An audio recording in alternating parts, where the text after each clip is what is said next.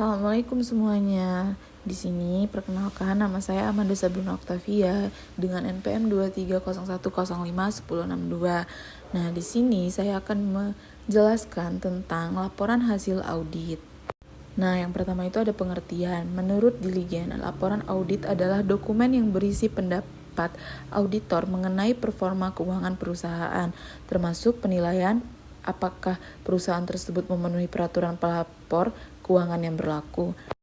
Selain itu, laporan audit pada umumnya akan memuat uraian mengenai peran auditor, peran manajemen, ruang lingkup audit, dan opini audit.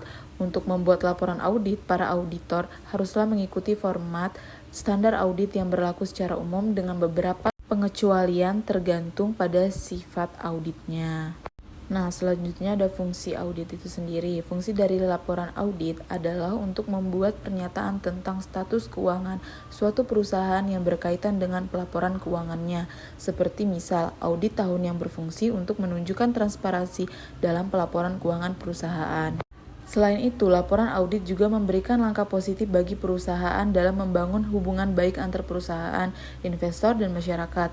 Adanya laporan audit akan memberikan gambaran kinerja uang perusahaan pada tahun fiskal tertentu, serta seberapa efektif perusahaan memenuhi.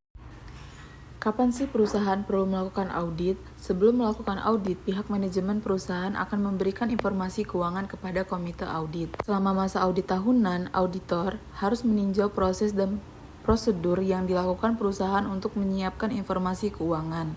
Setelah audit, auditor menyiapkan laporan audit termasuk memeriksa apakah perusahaan menggunakan GAAP, General Extended Accounting Principles, atau karangan pelaporan lain yang berlaku. Nah, dari poin-poin sebelumnya yang saya jelaskan, di sini saya memiliki 4 poin kesimpulan. Yang pertama, opini wajar tanpa pengecualian. Opini ini diberikan jika auditor tidak menemukan adanya kesalahan material dalam laporan keuangan atau kegiatan yang diaudit. Ini menunjukkan bahwa entitas telah menyajikan informasi secara akurat dan sesuai dengan standar yang berlaku. Poin yang kedua, opini wajar dengan pengecualian. Opini ini diberikan jika auditor menemukan adanya kesalahan material dalam laporan keuangan atau kegiatan yang diaudit, tetapi kesalahan tersebut tidak mempengaruhi secara signifikan keseluruhan laporan. Poin yang ketiga adalah opini tidak wajar. Opini ini diberikan jika auditor menemukan adanya kesalahan material yang signifikan dalam laporan keuangan atau kegiatan yang diaudit. Nah, ini menunjukkan bahwa entitas tidak menyajikan informasi secara akurat dan sesuai dengan standar yang berlaku.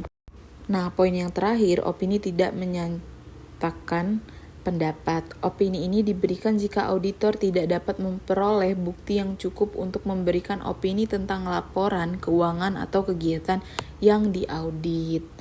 Nah, sekian penjelasan dari saya. Wassalamualaikum warahmatullahi wabarakatuh.